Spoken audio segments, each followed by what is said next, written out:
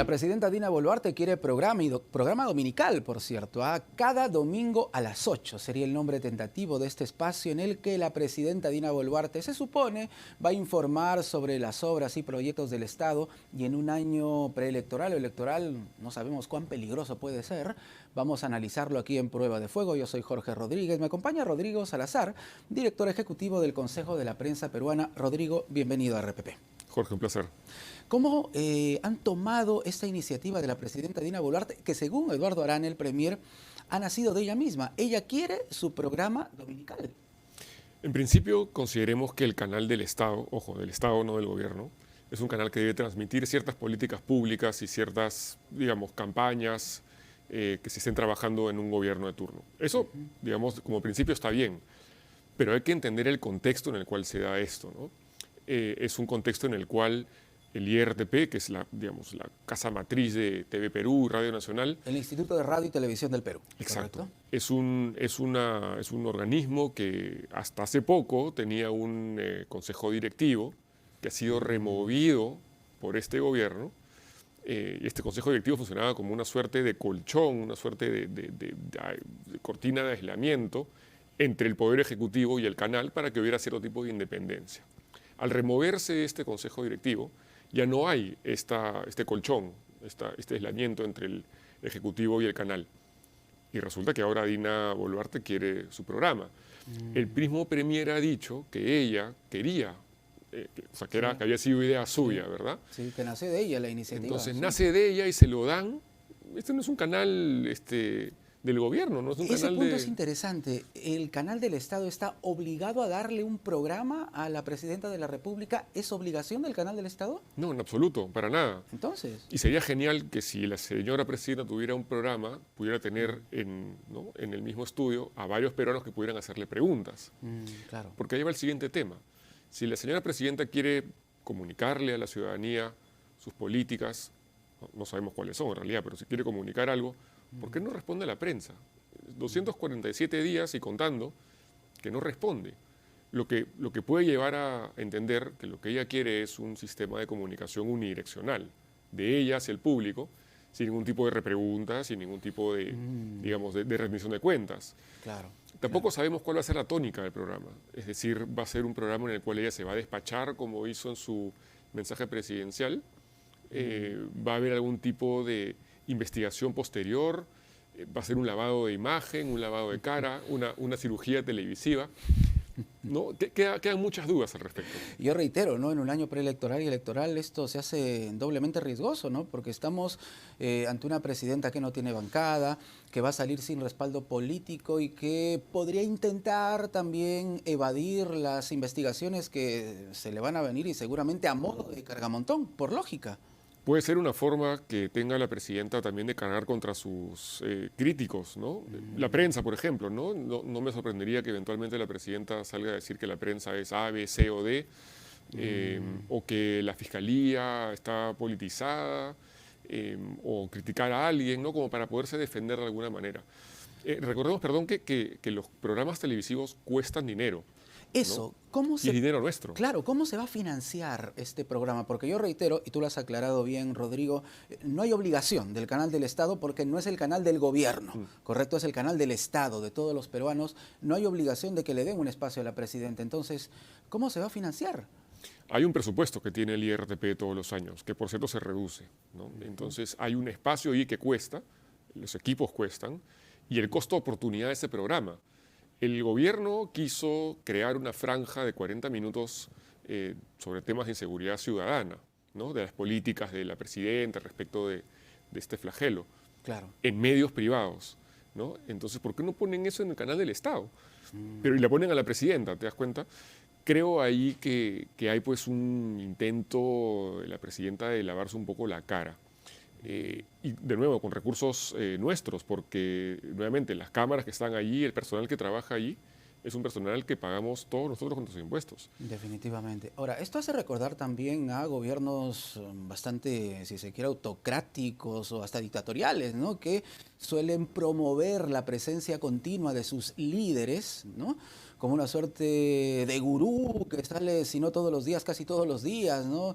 Enarbolando o paneándose, para decirlo en términos populares, de algunas de sus obras o proyectos. ¿No recuerda eso, Rodrigo? Sí, Hugo Chávez, ¿no? Por ejemplo.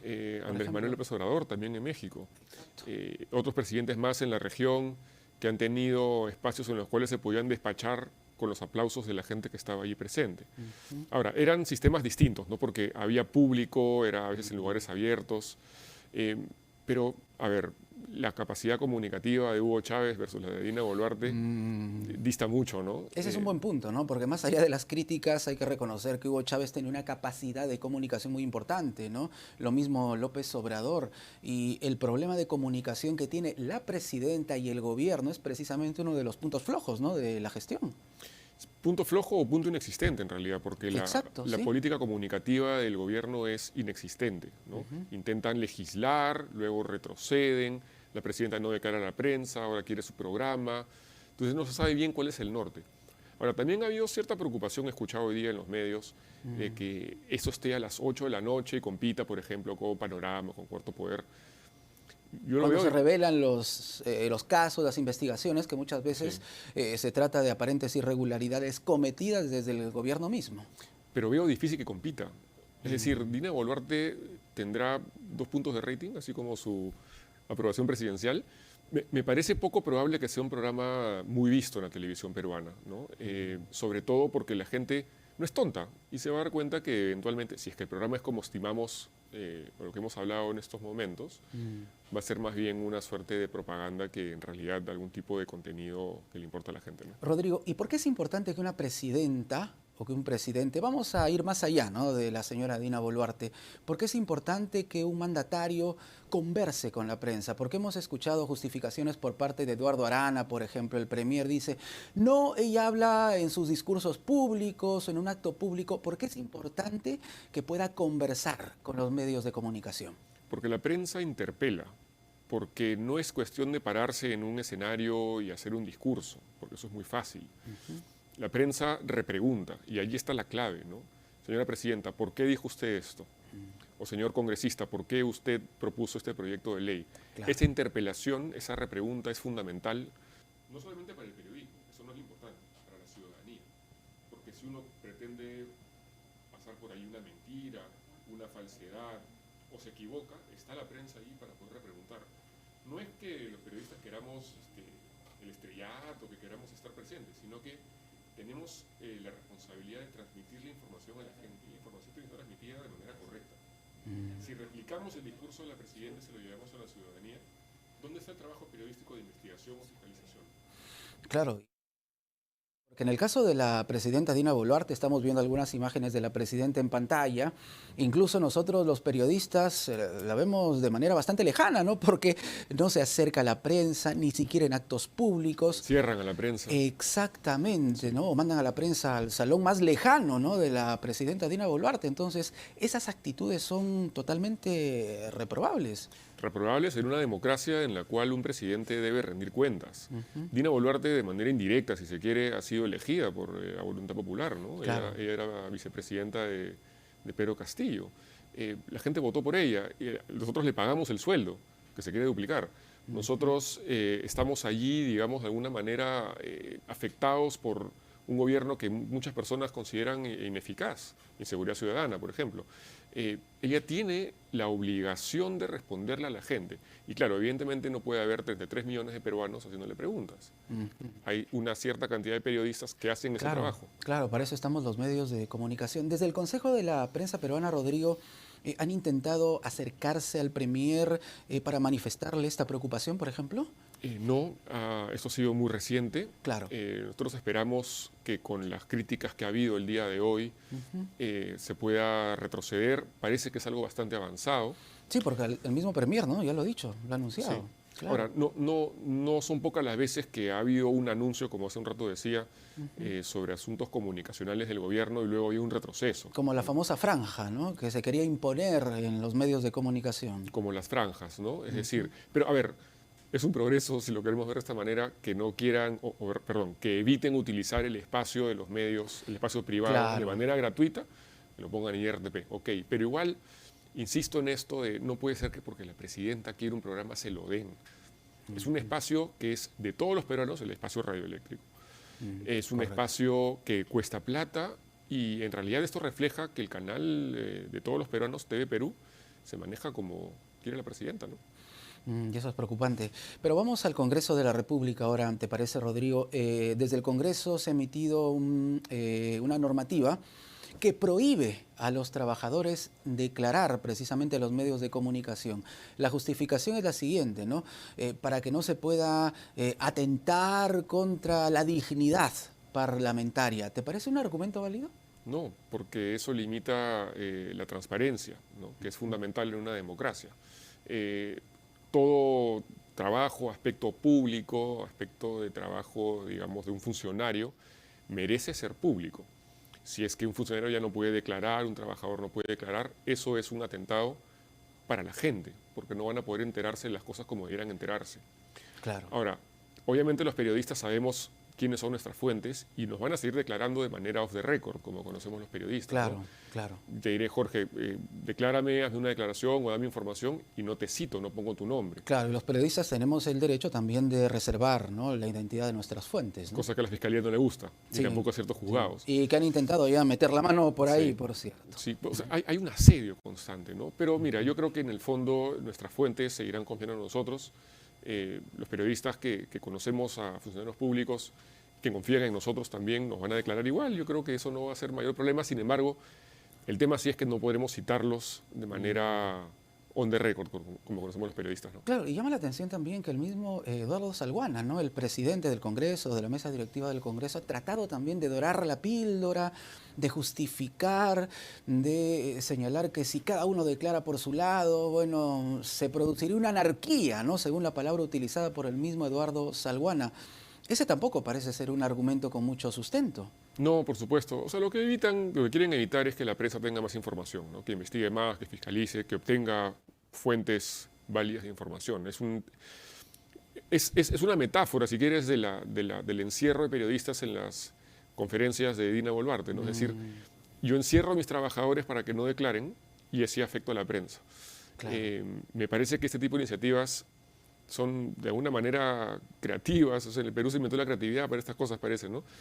Y se seguirán implementando, supongo yo, pero creo que, a fin de cuentas, eso no va a frenar el trabajo de la prensa, en absoluto. ¿Cómo observas la relación en este momento de la prensa precisamente con el poder, ¿no?, por decirlo de alguna manera? A nivel general, hablamos del Ejecutivo, del Legislativo también, lo que ha ocurrido con el Ministerio Público, en fin. ¿Cómo podríamos calificar esta relación? Es una relación muy tirante, es una relación que se ha pauperizado, creería yo, en los últimos años.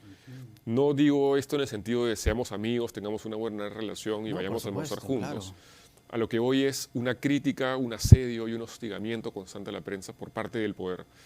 Si nosotros vemos los programas dominicales, los verdaderos programas dominicales, si nosotros vemos el contenido que tienen los noticieros, este programa, los periódicos, vemos que hay medios de comunicación muy fiscalizadores del poder, muy fiscalizadores del poder. Asuntos de corrupción, digamos, algunas cuestiones que son poco éticas en el Estado, en el gobierno, todos los días, ¿no? Entonces, la chamba de la prensa se realiza. Pero como respuesta a eso, como una suerte de, no sé si venganza o un intento de afectación, tenemos un poder que intenta limitar el trabajo de la prensa a través de proyectos de ley, franjas informativas, una fiscalía que intenta, o un juzgado que intenta obtener nuestras fuentes de información, Sí, sí. policía que le pega a la prensa cuando sale a cubrir protestas. Los índices, por ejemplo, de Reporteros Sin Fronteras o la Sociedad Interamericana de Prensa lo reflejan claramente, ¿no? El Perú es el país que más posiciones cae en rankings de libertad de expresión de América Latina. Y esto, a pesar de que nos encontramos en un gobierno democrático, ¿no?, mucho más preocupante todavía.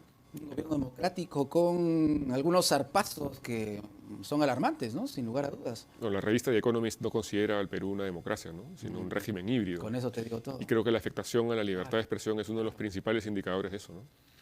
Qué terrible realmente. Para finalizar, Rodrigo, sería importante también reflexionar sobre el papel que en este momento están jugando las redes sociales, ¿no?, en el impacto que tienen los contenidos también y la reacción de muchas personas de las redes sociales con relación a los medios de comunicación. No faltan los haters, los insultos, lo disfrutamos, lo gozamos todos quienes hacemos programas y leemos los comentarios, ¿no? Improperios, insultos contra los entrevistados o el entrevistador. Hay una total falta de tolerancia que nace muchas veces de las redes sociales. ¿Cómo lo observan desde el Consejo de la Prensa Peruana? Con mucha preocupación, sobre todo en un entorno que va a ser próximamente electoral. La desinformación que circula en redes sociales es brutal. Es decir, la falta de alguna manera, de fuentes de información, de contenido fidedigno, ético, contrastado, es muy preocupante. Y, por ejemplo, hace 10 años, en el año 2015, año 2012, 2011, 2010, cuando fue la primavera árabe, ¿no? en varios países musulmanes, en el norte de África también, las protestas que había y que tumbaron a muchas dictaduras se originaron en Twitter y Facebook. Sí, Y se claro. discutía en ese momento que estas eran unas plataformas que generaban democracia. Hoy día todo lo contrario. Hoy día más bien creería yo que el discurso que se ve en redes sociales es más negativo que positivo. Preocupante. Rodrigo, gracias por estar con nosotros. Encantado. Tu aporte es siempre muy importante. Muchas gracias. Rodrigo Salazar, director ejecutivo del Consejo de la Prensa Peruana, con nosotros aquí en Prueba de Fuego. Volvemos para